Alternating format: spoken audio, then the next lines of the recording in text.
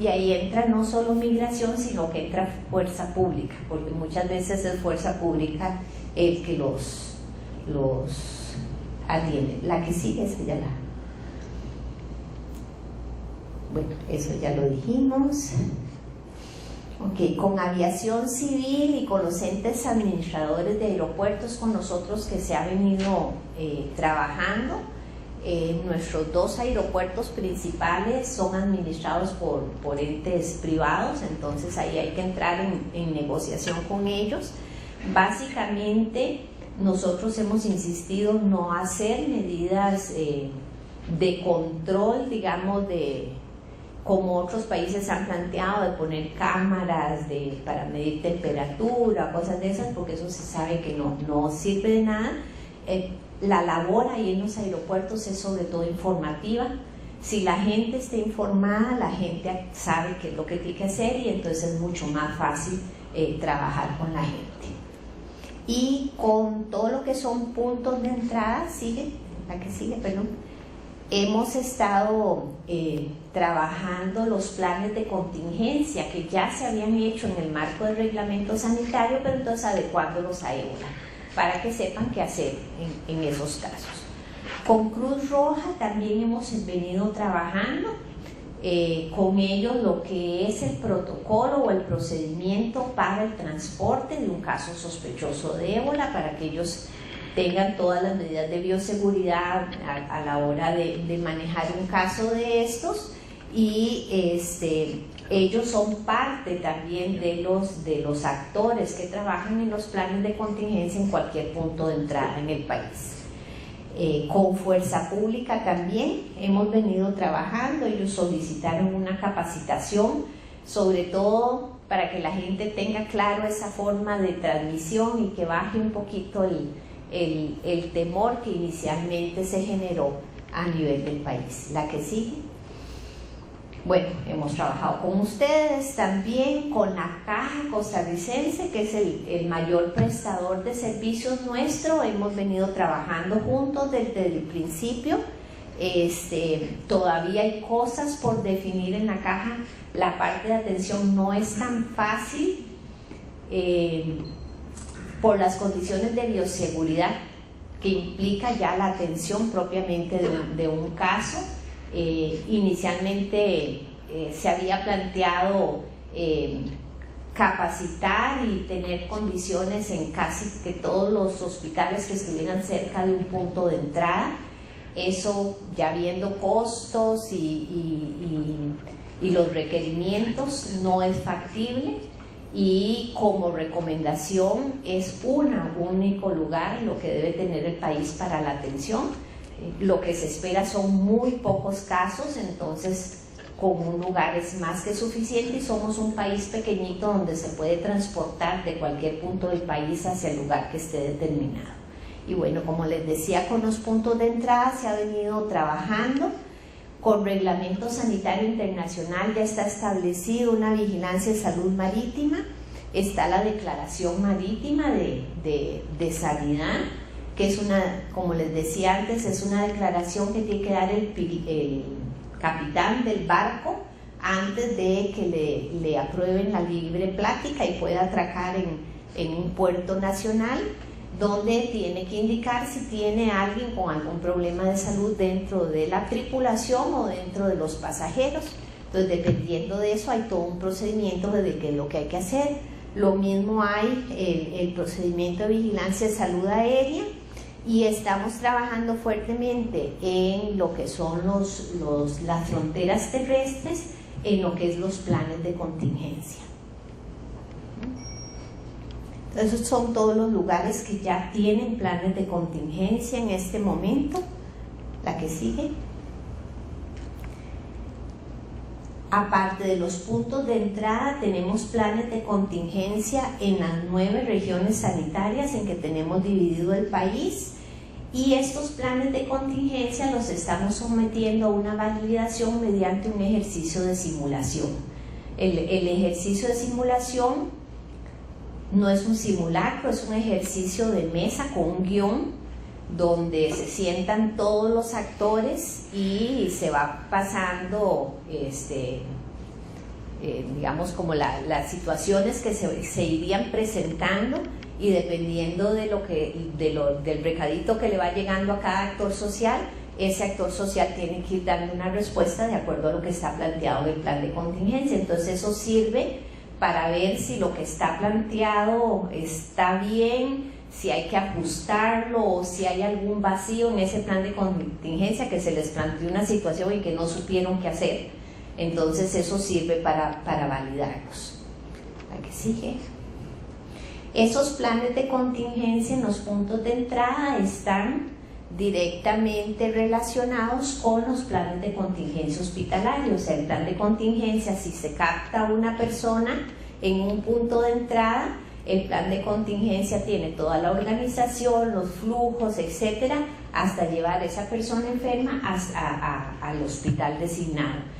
Y en el hospital designado, entonces inmediatamente se activa el plan de contingencia en el hospital. Bueno, también se elaboró un protocolo interinstitucional de gestión de riesgo ante la alerta sanitaria con todo lo que son las instituciones de primera respuesta. Entonces ahí entra Cruz Roja, el 991, bomberos, tránsito, todos los que son de respuesta, comisión de emergencias. Y ahí se identificaron los riesgos, las responsabilidades, los flujos de comunicación, etc. Y lo otro que hemos estado trabajando desde la Dirección de Protección del Ambiente Humano es todos los procedimientos para residuos infecciosos, para ropa contaminada, los procedimientos de desinfección, de manejo de cadáveres, etcétera, para que esté todo clarito y que no vaya a agarrar a nadie, digamos, de sorpresa de qué tengo que hacer ante tal cosa y que vaya a cometer un error en el manejo y que eso pueda generar una contaminación. Procedimientos inefectivos, y esto es importante que lo tengamos claro, porque muchas veces nos preguntan, es que en tal lugar están tomando esta medida, ¿por qué ustedes no la están tomando? Entonces, hay procedimientos que ya se han valorado, que la pandemia de influenza nos permitió también valorar, no solo a nosotros como país, sino que hacer la valoración a nivel mundial, y que se sabe que son procedimientos que no tienen ningún impacto. Son procedimientos que algunos países asumen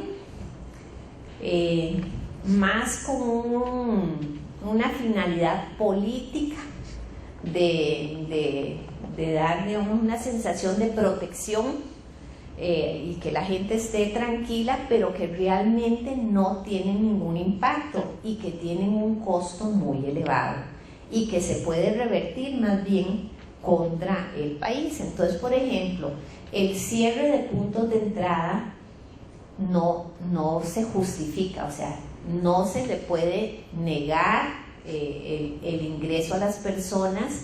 Lo vimos, por ejemplo, en la pandemia de influenza.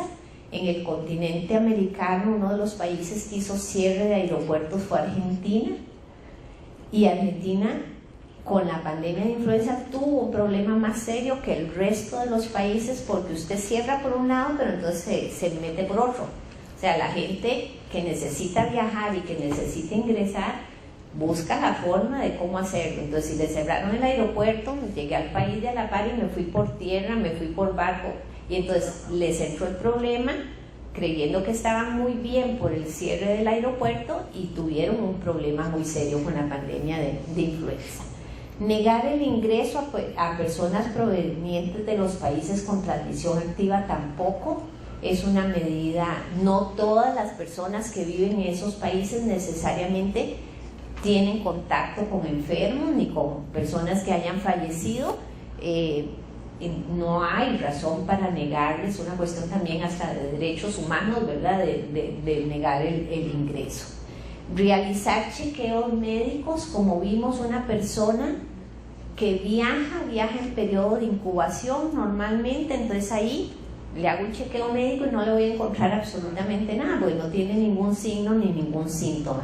Ni siquiera si le hiciera examen de laboratorio en ese momento voy a poder detectar el virus.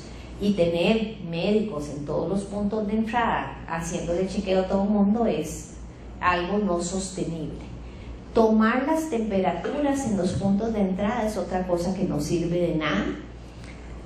Por un lado, porque la persona viaja en periodo de incubación. Por otro lado, porque fiebre me lo puede dar cualquier cosa, un resfrío, cualquier cosa. Y si yo voy a viajar, me medico. Y simplemente me tomé una acetaminofén, me tomé una aspirina y me fui de viaje para sentirme bien durante el viaje. Entonces no voy a tomar la temperatura y no voy a tener temperatura. Entonces eso no sirve absolutamente de nada. ¿La que sigue?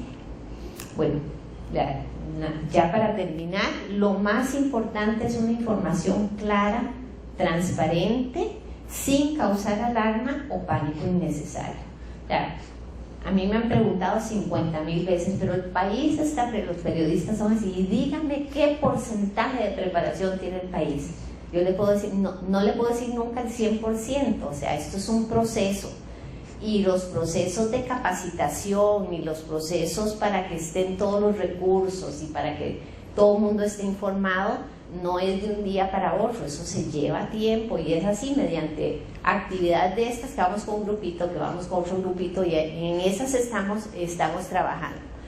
Pero si en este momento ingresara un paciente con ébola al país, el país tiene una infraestructura de servicios de salud lo suficientemente amplia y con tecnología suficiente para poder atender a un paciente.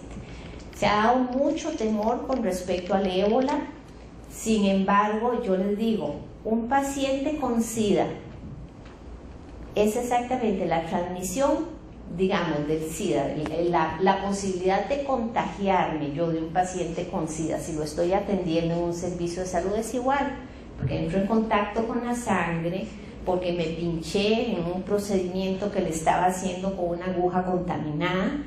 Y igual el SIDA es igual o más letal que el ébola, no me mata en tan corto plazo, pero al final de cuentas toda la persona que tiene SIDA muere por SIDA, mientras que con ébola no necesariamente.